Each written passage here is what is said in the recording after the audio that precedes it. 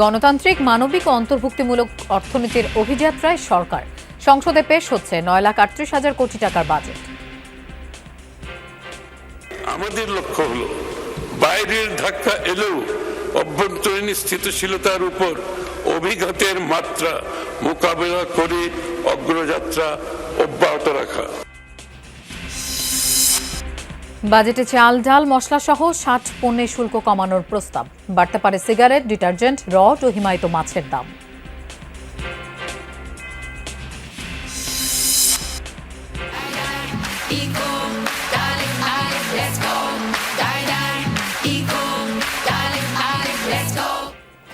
রাতে পর্দা উঠছে the greatest show on earth FIFA football বিশ্বকাপের। প্রথম ম্যাচে মেক্সিকো দক্ষিণ আফ্রিকা মুখোমুখি।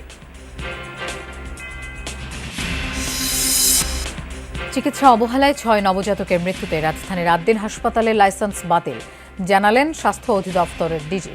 30 দিনের মধ্যে আপিলের সুযোগ।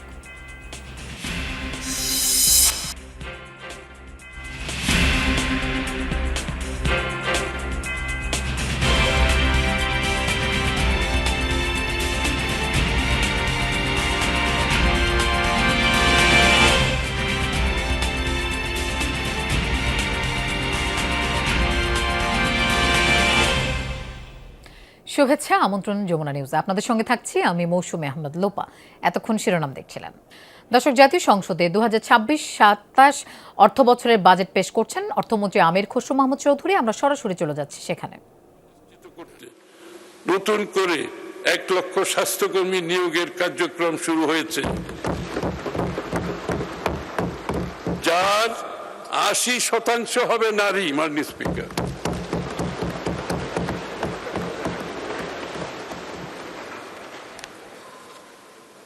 স্থানীয় ও বৈদেশিক চাহিদা পূরণের লক্ষ্যে শিক্ষিত বেকার যুবক যুবতীদের কর্মসংস্থান সৃষ্টির জন্য 4 মাস মেয়াদী জেনারেল কেয়ার গিভার প্রশিক্ষণ কার্যক্রম গ্রহণ করা হয়েছে। কেয়ার গিভারের একটা বিশাল বিশ্বজুড়ে মার্কেট আছে, বাংলাদেশেও আছে। সেই কাজটা আমরা দ্রুত পর্যায়ে সেদিকে আমরা এগিয়ে যাচ্ছি ইনশাআল্লাহ। সরকার চিকিৎসা সরঞ্জাম ও মেডিকেল ডিভাইস শিল্পকে একটি অগ্রাধিকারপ্রাপ্ত শিল্প খাত হিসাবে উন্নয়নের উদ্যোগ গ্রহণ করেছে। সীমিত আয়ের মানুষের পকেট থেকে চিকিৎসা ব্যয়ের বোঝা কমানো, মানসম্মত ওষুধের সহজলভ্যতা নিশ্চিত করা এবং সার্বজনীন স্বাস্থ্য সুরক্ষা নিশ্চিত করা হবে। আগামী 2026-27 অর্থ বছরে স্বাস্থ্য ও পরিবার কল্যাণ মন্ত্রণালয়ের জন্য 69,409 কোটি টাকা বরাদ্দের প্রস্তাব করছি।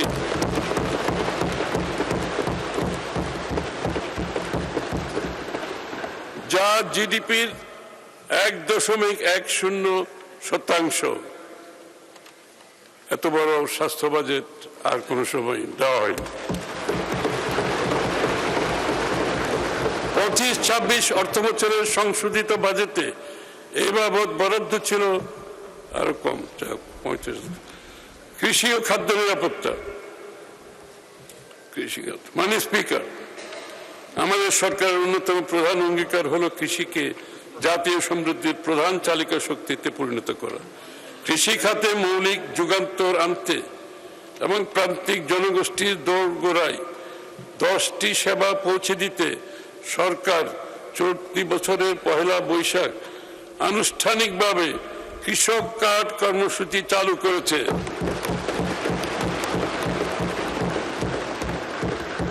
আগামী 26-27 অর্থ বছরে 100 উপজেলায় 42.5 লক্ষ কৃষককে কৃষক কার্ড প্রদান করা হবে এবং দেশের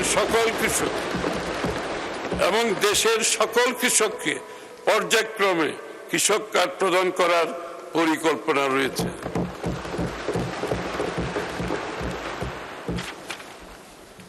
এই কার্ডের মাধ্যমে ভূমিহীন ও প্রান্তিক কৃষকগণ প্রতি বছর একবার 2,500 টাকা করে নগদ সহায়তা পাবেন।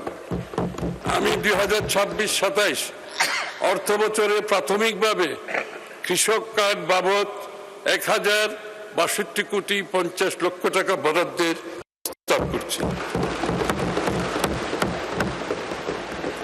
আমাদের নির্বাচনী ইশতেহারে ঘোষিত প্রতিশ্রুতি অনুযায়ী শস্য, ফসল, মৎস্য ও পশুপালন খাতে গৃহীত সর্বোচ্চ 10,000 টাকা পর্যন্ত কৃষি ঋণ সুদসহ মওকুফ কর্মসূচি ইতিমধ্যে বাস্তবায়ন করা হয়েছে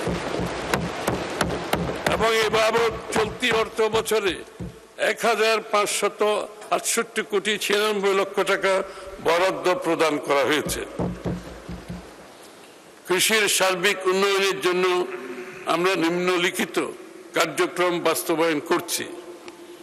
কৃষি পুনর্বাসন ও প্রণোদনা কর্মসূচির আওতায় বিনামূল্যে বীজ, সার ও অন্যান্য উপকরণ সহায়তা প্রদান করা হচ্ছে। ভর্তুকি মূল্যে কৃষক পর্যায়ে সার সরবরাহ অব্যাহত রাখা হয়েছে। ভর্তুকির উপর নির্ভরশীলতা কমাতে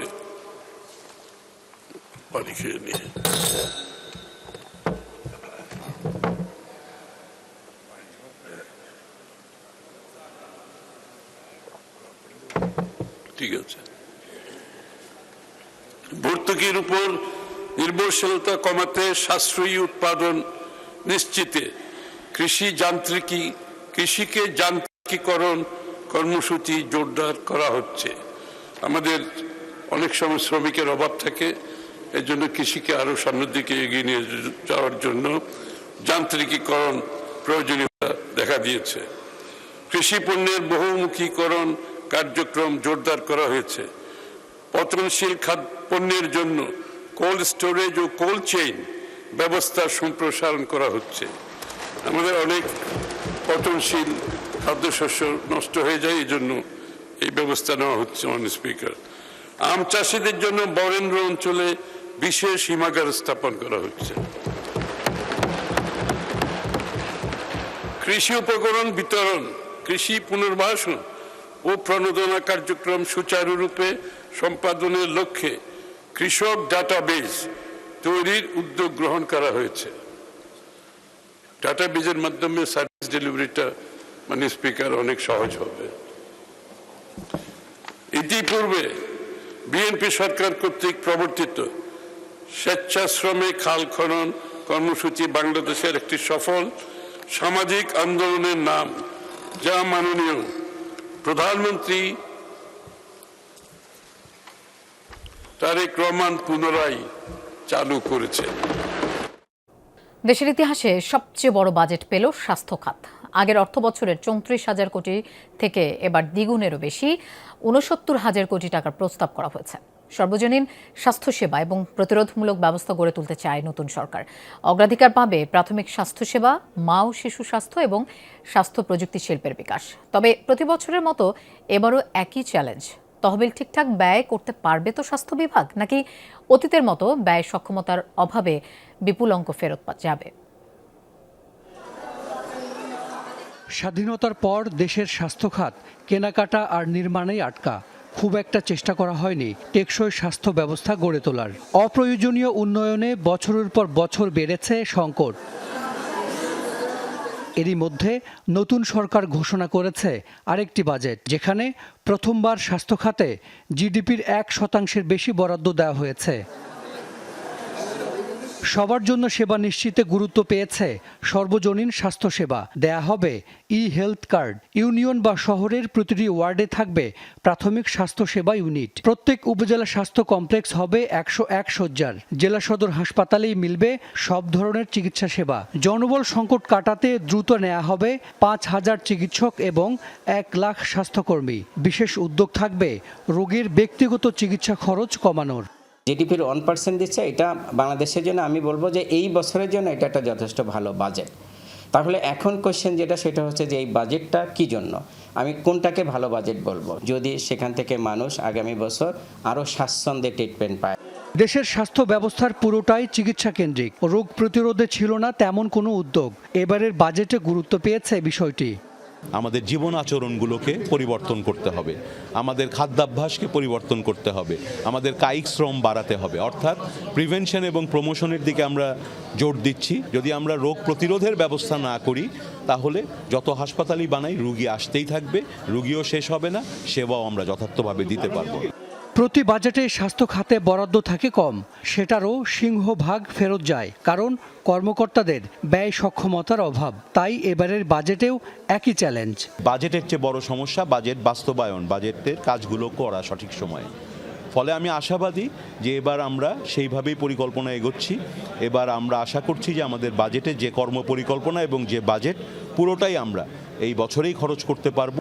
দেশের স্বাস্থ্য খাতের উন্নয়ন বা বদলে যাওয়া নির্ভর করছে রাজনৈতিক সদিচ্ছার উপর। সরকারের অগ্রাধিকার খাতের তালিকায় স্বাস্থ্য খাত না থাকলে বড় বরাদ্দ পেলেও বদলাবে না পরিস্থিতি, বলছেন বিশেষজ্ঞরা। হাসান মিসবাহ, যমুনা নিউজ, ঢাকা। বাজেট 2026-27 স্বস্তির বার্তা নিয়ে আসতে যাচ্ছে নিত্য প্রয়োজনীয় পণ্য, জ্বালানি, ইলেকট্রনিক্স সহ বেশ কিছু পণ্য। অন্যদিকে দামের পারদ চড়তে পারে কাজু বাদাম, পাঙ্গাস মাছের ফিলেট, রড ও তামাকজাত পণ্যের। বিকেলে জাতীয় সংসদে 2026-27 অর্থ বছরের বাজেট পেশ করছেন অর্থমন্ত্রী আমির খসরু মাহমুদ চৌধুরী। বিএনপি সরকারের প্রথম বাজেটে মূল্যস্ফীতি নিয়ন্ত্রণে নেওয়া হয়েছে নানা পদক্ষেপ। চাল, ডাল, মশলা, খেজুর সহ 60 ধরনের নিত্যপণ্যের উপর থেকে শুল্ক কমানোর প্রস্তাব আছে এবারের বাজেটে। প্রস্তাব অনুযায়ী বর্তমানে 5, 2 আর 1% হারে আরোপিত উৎসে কর কমিয়ে 0.5% নির্ধারণ করা হবে। এছাড়া স্থানীয় শিল্প রক্ষায় রয়েছে কর ছাড়। শিল্পের কাঁচামাল আমদানিতে উৎসে কর কমিয়ে 4% করা হচ্ছে। স্থানীয় মোবাইল উৎপাদনে 22, কাঁচামাল আমদানিতে উৎসে কর কমিয়ে 1% করতে চায় সরকার। টিভি, ফ্রিজ, কম্পিউটার উৎপাদনেও থাকছে কর অব্যাহতি। এছাড়া রিসাইক্লিং পণ্য, ইলেকট্রিক বাস, ট্রাকের দামও রয়েছে কমের তালিকায়। এদিকে কর হার বাড়ানোর কারণে দাম বাড়তে পারে সিগারেট, মদ, উচ্চ মূল্যের হিমায়িত মাছ আর নির্মাণ শিল্পের অন্যতম উপাদান রডের।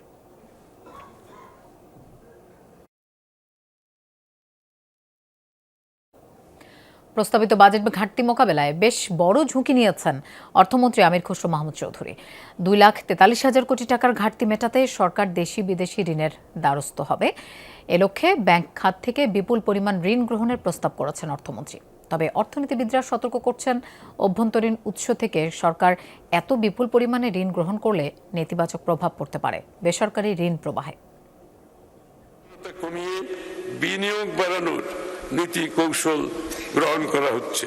প্রস্তাবিত বাজেটে মোট রাজস্ব আয়ের লক্ষ্যমাত্রা ধরা হয়েছে 6,95,000 কোটি টাকা, আর সামগ্রিক বাজেট ঘাটতি হবে 2,43,000 কোটি টাকা, যা জিডিপির 3.6%। এই ঘাটতি পূরণে অভ্যন্তরীণ উৎস থেকে 1,27,000 কোটি টাকা সংগ্রহের পরিকল্পনা আছে, যার মধ্যে 1,12,000 কোটি টাকা আসবে ব্যাংক খাত থেকে, আর বাকি 15,000 কোটি টাকা সংগ্রহ করা হবে সঞ্চয়পত্র ও অন্যান্য উৎস থেকে।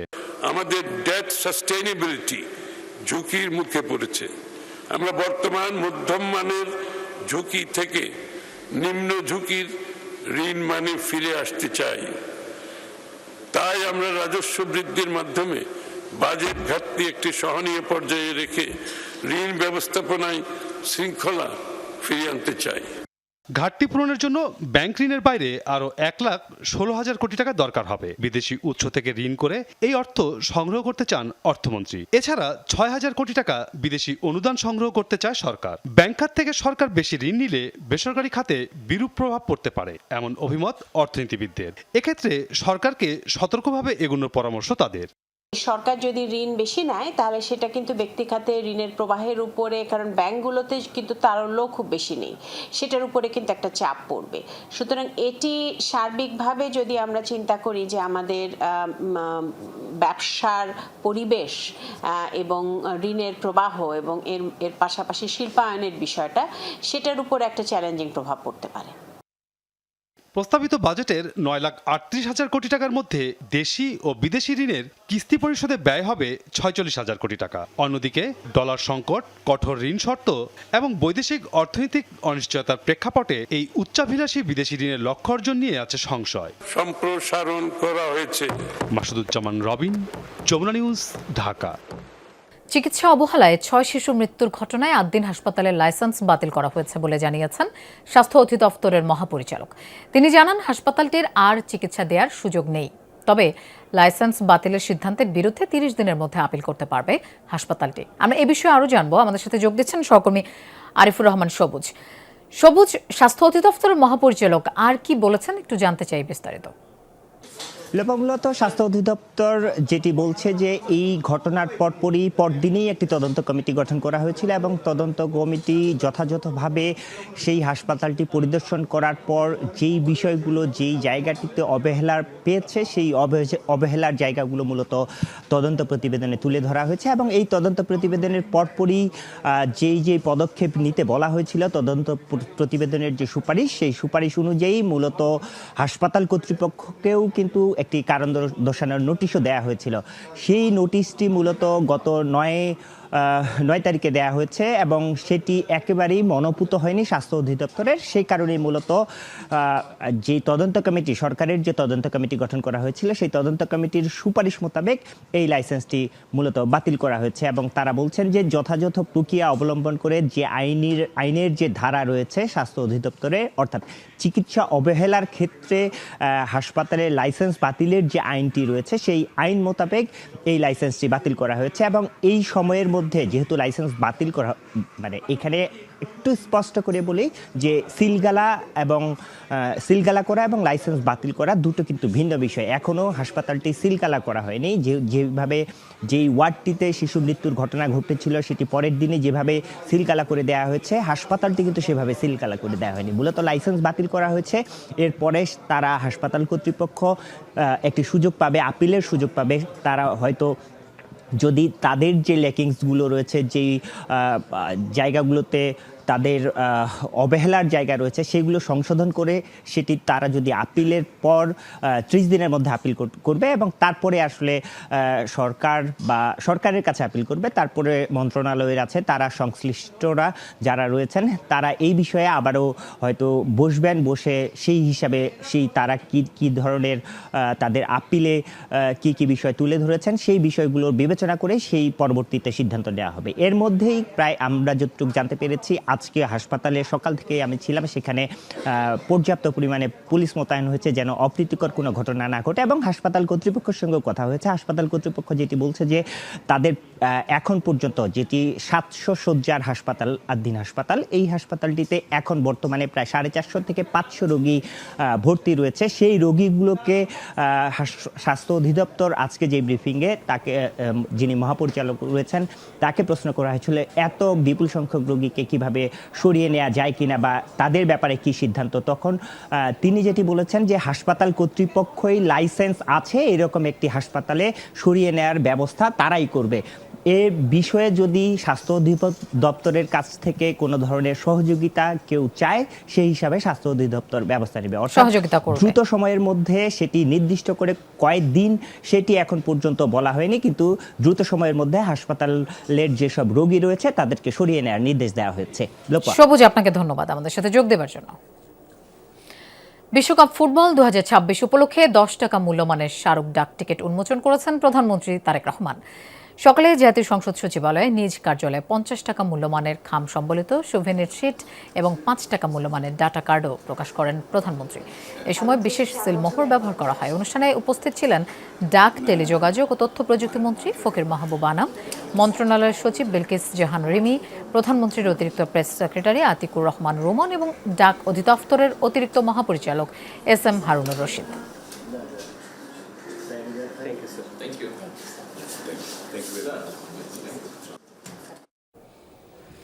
মেক্সিকোর আজটেকা স্টেডিয়ামে চমকপ্রদ ড্রোন শো দিয়ে শুরু হচ্ছে বিশ্বকাপের প্রথম উদ্বোধনী ম্যাচ। ড্রোন শোতে প্রদর্শন করা হবে মেক্সিকোর বিভিন্ন ঐতিহ্য ও উদ্বোধনী ম্যাচে অংশ নেয়া দুই দেশের পতাকাও।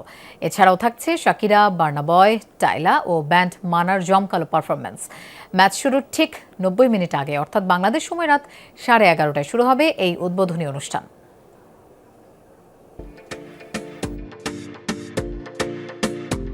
ফুটবল রোমাঞ্চের সর্বোচ্চ শিখরে পৌঁছাতে পুরোপুরি প্রস্তুত বিশ্ব, যেখানে লিওনেল মেসি নামছেন তার মুকুট ধরে রাখার মিশনে। অন্যদিকে চিরপ্রতিদ্বন্দ্বী ক্রিস্টিয়ানো রোনালদোর সামনে এটিই হয়তো ক্যারিয়ারের প্রথম বিশ্বকাপ ট্রফি ছোঁয়ার শেষ সুযোগ। অপরদিকে এটিই হয়তো হবে নেইমার জুনিয়রের লাস্ট ড্যান্স। তবে প্রবীণ এই দুই মহাতারকা CR7 আর মেসির গোট বিতর্কের মাঝে গ্ল্যামার ছড়াতে প্রস্তুত কিলিয়ান এমবাপ্পে আর তরুণ তুর্কি লামিন ইয়ামালরা। তবে মাঠের বাইসাইকেল কিক আর গোল উৎসবের আগে ফুটবলারদের সবুজ গালিচা রূপ নেবে এক বর্ণিল মঞ্চে। বাংলাদেশ সময় রাত 11:30টায়, অর্থাৎ ম্যাচ শুরুর ঠিক 90 মিনিট আগে শুরু হবে বিশ্বকাপের প্রথম উদ্বোধনী অনুষ্ঠান, যেখানে থাকছে চমকপ্রদ ড্রোন শো। উদ্বোধনী অনুষ্ঠানের মূল আকর্ষণ হিসেবে মঞ্চ মাতাবেন 4 বারের গ্র্যামি বিজয়ী ও ল্যাটিন মিউজিকের রানী শাকিরা। নাইজেরিয়ান সেন্সেশন বার্না বয়ের সাথে তিনি পারফর্ম করবেন এবারের বিশ্বকাপের অফিসিয়াল গান দাই দাইয়ে। 2010 সালের ওয়াকা ওয়াকা খ্যাত শাকিরার সুরের জাদু আবারও মোহিত করবে ফুটবল বিশ্বকে। তাদের পাশাপাশি মঞ্চ কাঁপাতে থাকছেন দক্ষিণ আফ্রিকার পপ তারকা টাইলা, কলম্বিয়ান সিঙ্গার জে বালভিন এবং মেক্সিকোর নিজস্ব মিউজিক আইকন মানা ও লস এঞ্জেলস আজুলসের মতো জনপ্রিয় ব্যান্ড। আয়োজকরা জানিয়েছেন মেক্সিকোর ঐতিহ্যবাহী লোকশিল্প ও সংস্কৃতির এক দারুণ মেলবন্ধন দেখা যাবে এই আয়োজনে। প্রথমবারের মতো 3টি ভিন্ন দেশে বিশ্বকাপ হওয়ায় এবার মোট 3টি উদ্বোধনী অনুষ্ঠান আয়োজন করছে ফিফা, যার প্রথমটি অনুষ্ঠিত হচ্ছে মেক্সিকো সিটিতে। সঞ্জনা আইভি, যমুনা স্পোর্টস। মেক্সিকো ও দক্ষিণ আফ্রিকার মধ্যকার ম্যাচ দিয়ে আজ রাতে পর্দা উঠছে 2026 ফিফা বিশ্বকাপের। মেক্সিকো সিটির ঐতিহাসিক আজটেকা স্টেডিয়ামে গ্রুপ এ এর ম্যাচে মুখোমুখি হবে দুই দল। তার আগে একই স্টেডিয়ামে হবে বিশ্বকাপের প্রথম জমকালো উদ্বোধনী অনুষ্ঠান, যেখানে মঞ্চ মাতাতে প্রস্তুত কলম্বিয়ান পপ তারকা শাকিরা। যুক্তরাষ্ট্র থেকে আরও জানাচ্ছেন সহকর্মী মুজনে বিন তারেক।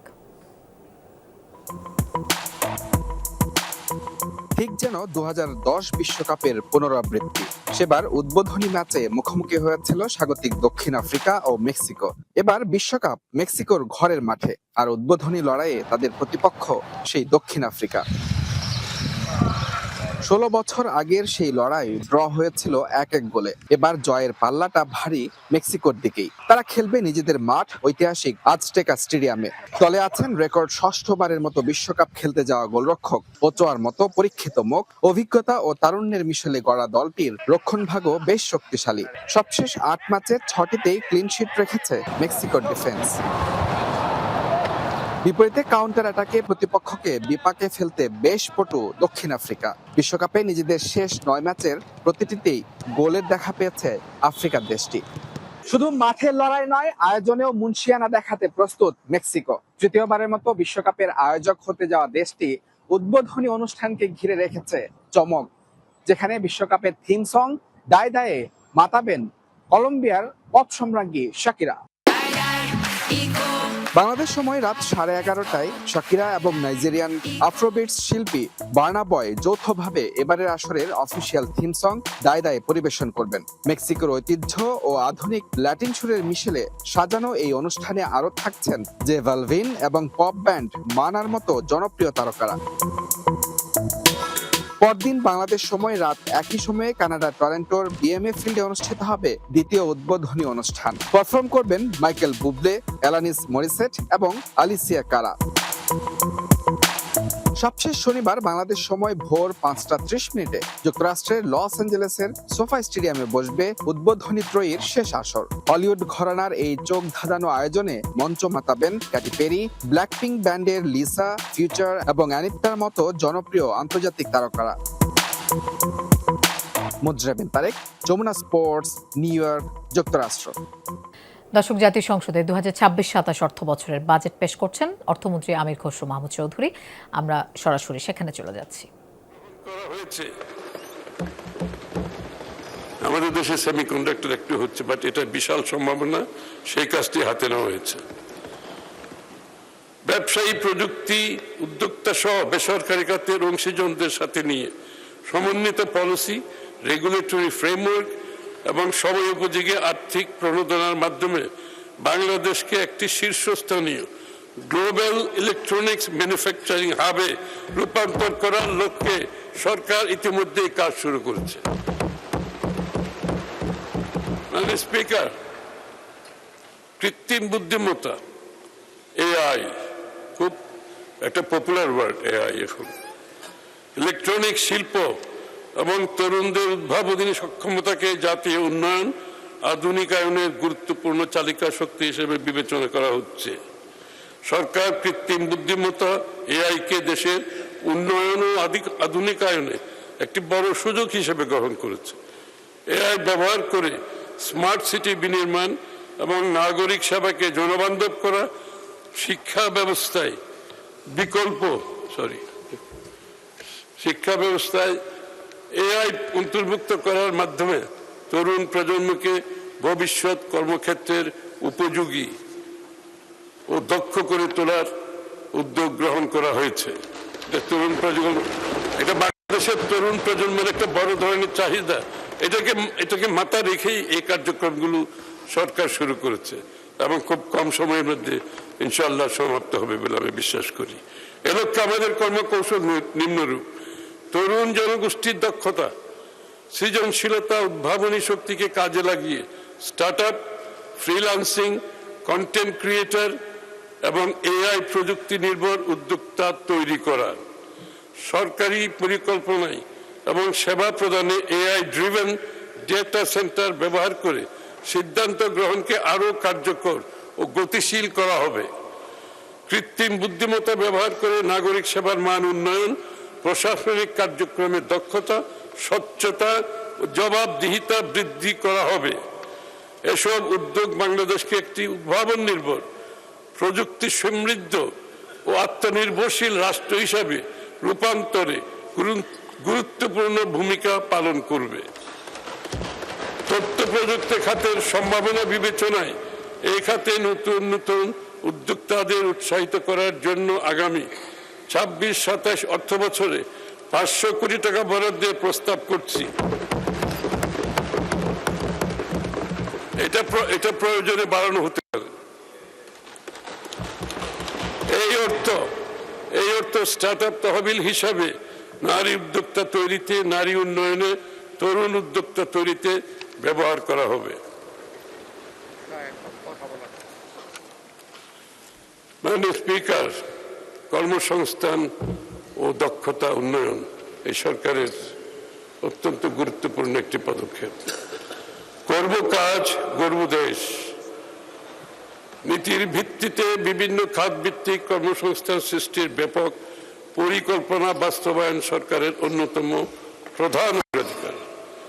মেধা যোগ্যতার ভিত্তিতে একটি বৈষম্যহীন কর্মসংস্থান ব্যবস্থা করে তুলতে আমরা প্রতিটি জেলা, উপজেলা পর্যায়ে সরকারি এমপ্লয়মেন্ট এক্সচেঞ্জ ব্যবস্থা চালু করার উদ্যোগ নিয়েছি। প্রত্যেক জেলা উপজেলায় একটা এমপ্লয়মেন্ট এক্সচেঞ্জ হবে, যাতে করে লোকজন তার চাকরির সুযোগ কোথায় আছে সেটা বুঝতে পারে, সেভাবে সে তৈরি হতে পারে। শ্রমিকদের আইনি সুরক্ষা সুদৃঢ় করতে আমরা ইতিমধ্যে বাংলাদেশ শ্রম সংশোধন আইন ২০২৬ জারি করেছি। কর্মক্ষেত্রে নারী শ্রমিক কর্মজীবীদের প্রতি যে কোনো প্রকার সহিংসতা বা যৌন হয়রানির বিরুদ্ধে শূন্য সহনশীলতা নীতি কার্যকর করা হবে। তাদের জন্য নিরাপদ আবাসন ও যাতায়াত ব্যবস্থা অধিকতর সম্প্রসারিত করা হচ্ছে। এছাড়া সম্পূর্ণ নারী পরিচালিত নারীর ব্যবস্থাপনা পিঙ্ক বাস সার্ভিস চালু হবে।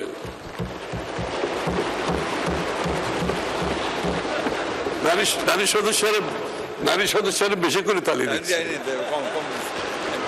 আবার তালি দেন ভালো করে।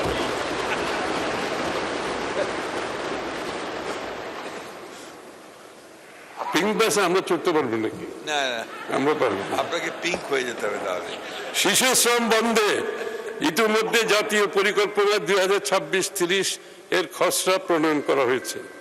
বৈদেশিক কর্মসংস্থান সম্প্রসারণ ও প্রবাসী বাংলাদেশি জনশক্তির সুরক্ষা ও কল্যাণে আমাদের সরকার বিশেষ অগ্রাধিকার দিচ্ছে। প্রবাসী কর্মীদের সামগ্রিক কল্যাণ নিশ্চিত করতে সরকার একটি বিশেষ প্রবাসী কার্ড প্রবর্তন করছে। প্রবাসী কল্যাণ সেবা, বীমা, ব্যাংকিং সুবিধা, জরুরি সহায়তার সাথে কার্ডটি সংযুক্ত করা হবে।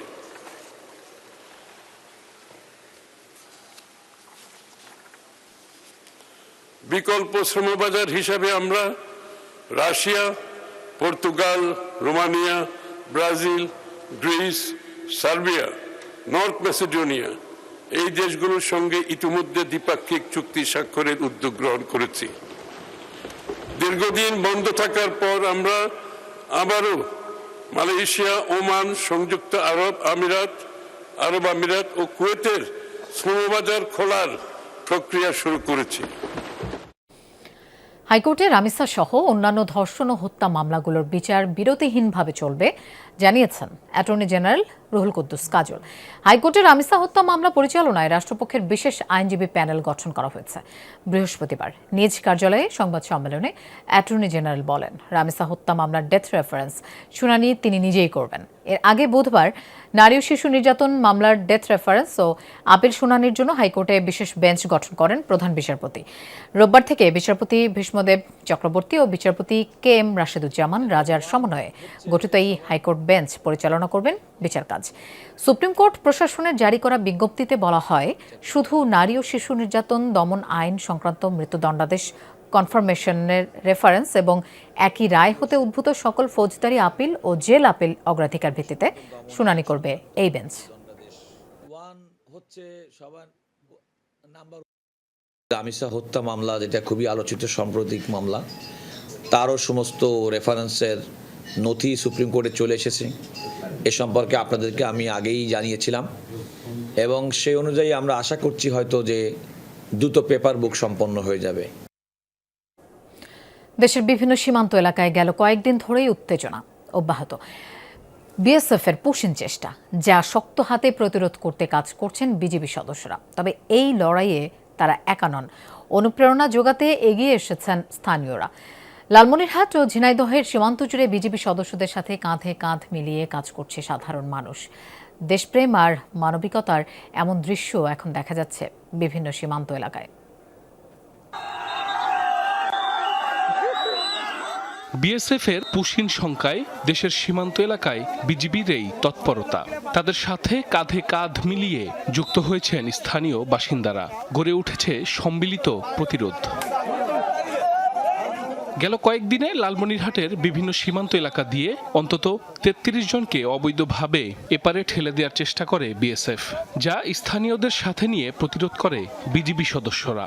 গ্রামবাসী বলছে, দেশের সার্বভৌমত্বের প্রশ্নে এক চুলো যেন ছাড় দেয়া না হয়, সেজন্য বাহিনীর সদস্যদের মনোবল রক্ষায় সবসময় কাজ করছেন তারা।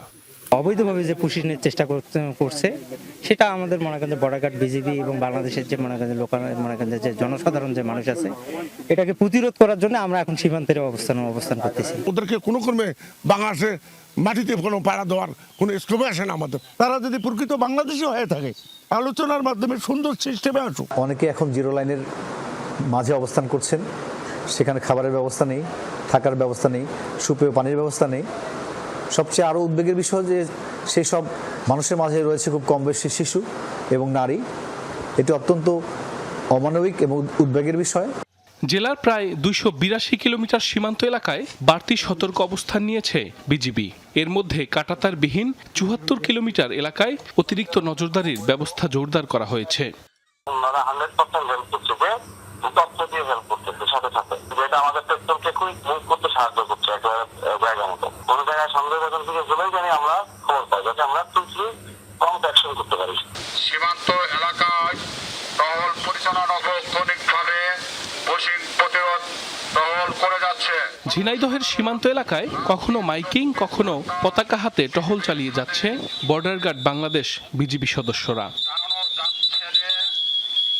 গেল কয়েকদিনের পুশিন চেষ্টায় আতঙ্ক ছড়ালেও দেশের স্বার্থে মনোবল ধরে রাখার কথা জানিয়েছেন স্থানীয়রা। প্রচেষ্টা তারা করে যাচ্ছে। ইনশাল্লাহ আমরা বর্ডারে খুবই শক্তভাবে আছি। আমাদের বিজিবি আছে, আমরা আছি, গ্রামের সাধারণ জনগণ আছে। সন্ধ্যার থেকে সারা রাত্রি পাহারা দিই বিজিবির সাথে। সেই যারা পুশিং যেন বিএসএফ না দিতে পারে, আমরা সেই লঙ্গে কাজ করছি। সর্বমোট 5টি পুশিনের অ্যাটেম্প নেওয়া হয়েছিল। সেই প্রত্যেকটা অ্যাটেম্প বা পুশিনের অ্যাটেম্পকে আমরা সফলভাবে প্রতিহত করতে সমর্থ হয়েছি। সীমান্তে বিজিবি টহল এবং গোয়েন্দা নজরদারি পূর্বের তুলনায় অনেক বৃদ্ধি করা হয়েছে। এছাড়া আমরা স্থানীয় জনসাধারণ এবং স্থানীয় আনসার ভিডিবিকে নিয়ে আমরা দিনে রাতে 24 ঘন্টায় তাদের সাথে নিয়ে টহল করছি। ঝিনাইদহের মহেশপুরে 72 কিলোমিটার সীমান্ত এলাকার মধ্যে 62 কিলোমিটার এলাকায় দেয়া কাঁটাতারের বেড়া। সাইফ আহমেদ, যমুনা নিউজ। রাতের সীমান্ত টহলে কিছুটা ঢিলেঢালা ভাবের সুযোগ নিতে পুশিনের চেষ্টায় ভারতীয় অংশে মানুষকে জড়ো করে বিএসএফ। অন্ধকারের সুযোগে এপারে ঠেলে দেওয়ার অপচেষ্টায় তৎপর তারা। তবে বিজেপির কঠোর অবস্থান আর স্থানীয়দের সতর্কতায় বিএসএফের অপচেষ্টা ব্যর্থ হয়েছে বারবার। রাতভর সীমান্ত এলাকায় থাকে বর্ডার গার্ড বাংলাদেশের টহল, সাথে থাকে এলাকাবাসী। জামালপুরের ধানুয়া, কামালপুর ও পাররাম রামপুর সীমান্ত এলাকায় তাদের সাথে ছিল যমুনা টেলিভিশন। সাগর ফরাজের প্রতিবেদনে দেখে আসি রাতের টহলের সেই চিত্র। রাত 2টা পেরিয়েছে, চারপাশে নিস্তব্ধতা। সীমান্ত জুড়ে ভেসে আসছে শুধু ঝিঝি পোকার ডাকার, টহলরত মানুষের পায়ের শব্দ। দিনের আলো নিভে গেলেও থেমে নেই সীমান্তের উদ্বেগ আর সতর্কতা। কি ঘটছে সীমান্তে সেই চিত্র তুলে ধরতে সরজমিনে যমুনা টেলিভিশন। ভারতের সীমান্তের আলো বন্ধ মানেই বেড়ে যায় সন্দেহ আর পুশিন আতঙ্ক। এপারে লাঠি ফালা ও টর্চ লাইট হাতে পাহারা দিচ্ছেন স্থানীয়রা। বিজিবি ও আনসার সদস্যদের সঙ্গে কাঁধে কাঁধ মিলিয়ে রাত জেগে টহলে অংশ নিচ্ছেন শত শত গ্রামবাসী। রাত দিন 24 ঘন্টা পাহারা দিতেছি, তারপরও ভারত থেকে বরাবরই লোকজন পাঠায় দিতেছে, আমরা ফেরত দিতেছি। ইন্ডিয়াতে লোক পাঠায় দিতেছে বারবার, আমরা বারবার দাবরায় আবার পাঠায় দিতে আসি, এরকম করি সারাদিন গেলগা। 24 ঘন্টায় আমরা শ্রম দিচ্ছি যাতে অবৈধভাবে বিএসএফ যেন বাংলাদেশের লোক পাঠাতে না পারে। সার্বভৌমত্ব রক্ষায় অনর এই মানুষদের দাবি, ভারতের পুশিন ঠেকাতে বাংলাদেশেও কাঁটাতারের পাশাপাশি সীমান্তে বাতির ব্যবস্থা করা। তাদের মধ্যে আমাদের দেশ সার্বভৌমত্ব রক্ষার জন্য আরেকটি সীমানা তৈরি করা দরকার বলে মনে করি। গ্রামবাসী আছে, বর্ডার এলাকার লোকজন আছে, সবাই মিলে আমরা নাটি সুটা নিয়ে সবাই দাঁড়িয়ে আছি। আমরা কাউকে অবৈধভাবে ঢুকতে দিব না। তাদেরকে গেট খুলে দিয়ে বাংলাদেশের ভিতরে প্রবেশ করার পরে তারা নদীতেও অনেক সময় তাদেরকে ফেলে দেওয়ার পরে তারপর জোর করে তারা বাংলাদেশের ভিতরে ঢুকাই দেয়। ইতিমধ্যে গত কয়েকদিনে বেশ কয়েকবার পুশিনের চেষ্টা করা হয়েছে জামালপুর ও কুড়িগ্রামের 72 কিলোমিটার সীমান্ত এলাকায়, তবে সফল হতে পারেনি বলে জানায় বিজিবি। আমাদের নজরদারি আছে, আমাদের টহল কার্যক্রম বৃদ্ধি করেছি, আমরা আমাদের গোয়েন্দা নজরদারি বৃদ্ধি করেছি, আমাদের সহযোগিতা আমাদের জনসাধারণ রয়েছেন, আপনারা আছেন, সর্বক্ষেত্রে আমরা অভূতপূর্ব সাড়া পাচ্ছি। এবার এটা অবশ্য সারার কিছু নাই, সবাই যার যার দিক থেকে তাদের দায়িত্ব পালন করছে।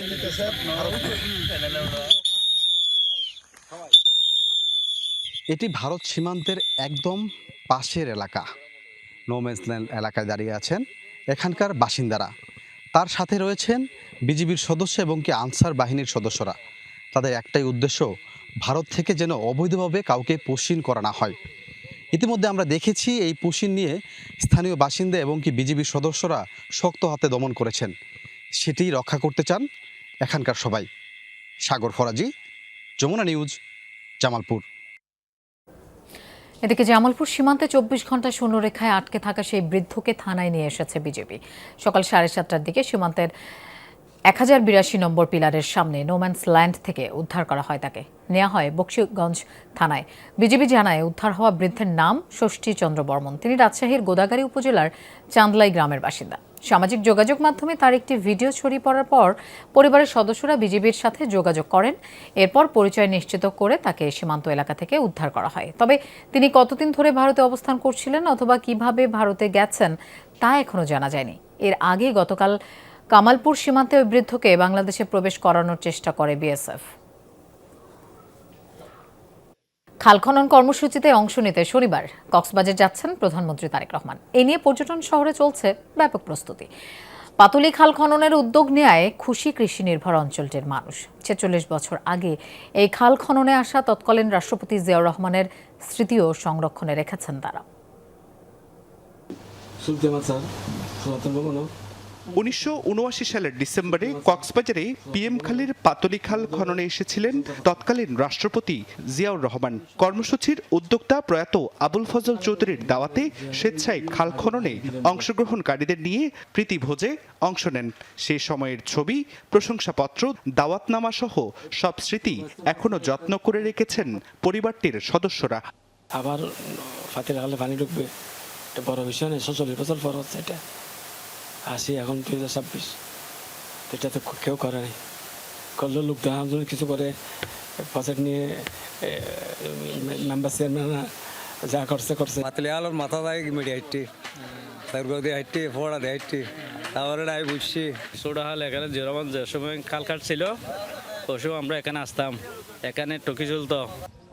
৪৬ বছর পর এবার খাল খনন করতে আগামী ১৩ জন কক্সবাজার আসছেন প্রধানমন্ত্রী তারেক রহমান, যে খালের সাথে প্রায় ৪০,০০০ মানুষের জীবন জীবিকা সম্পৃক্ত। জিয়াউর রহমান এখানে খাল খনন করার পরে আমাদের পিএম খালির মানুষের ভাগ্য পরিবর্তন। এই হালটা খনন করার পরে আমাদের এই এলাকায় অনেক কৃষি উন্নতি হয়েছিল। আমরা পিএমখালীবাসী মাননীয় প্রধানমন্ত্রীর কাছে কৃতজ্ঞ, আমরা খুবই আনন্দিত। প্রধানমন্ত্রীর আগমন ঘিরে কক্সবাজারে চলছে ব্যাপক প্রস্তুতি।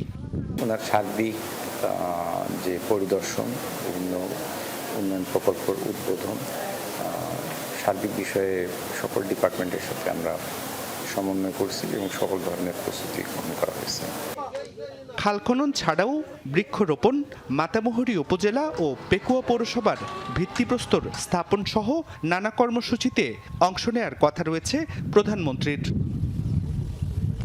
জুবাইর রিফাত, যমুনা নিউজ। নারায়ণগঞ্জের মদনপুরের চাঁদপুরে গ্যাসের সিলিন্ডারের লিকেজ থেকে বিস্ফোরণে একই পরিবারের 4 জন সহ 5 জন দগ্ধ হয়েছেন। ভোর 6:30টার দিকে এই দুর্ঘটনা ঘটে। দগ্ধদের জাতীয় বার্ন অ্যান্ড প্লাস্টিক সার্জারি ইনস্টিটিউটে ভর্তি করা হয়েছে। তাদের মধ্যে 4 জনের অবস্থা আশঙ্কাজনক বলে জানিয়েছেন চিকিৎসকরা। দগ্ধরা হলেন আব্দুল মান্নান, তার স্ত্রী সুলতানা আক্তার, ছেলে হজরত আলী, মেয়ে মিম ও পাশের পরিবারের সায়েম। ফায়ার সার্ভিস জানায় সিলিন্ডার লাইন লিকেজ হয়ে ঘরের ভেতরে গ্যাস জমেছিল। সকালে পরিবারের সদস্যরা চুলা জ্বালানোর চেষ্টা করলে বিস্ফোরণ ঘটে। এতে ঘরে থাকা 5 জন দগ্ধ হন। পরে তাদের ঢাকায় পাঠানো হয়।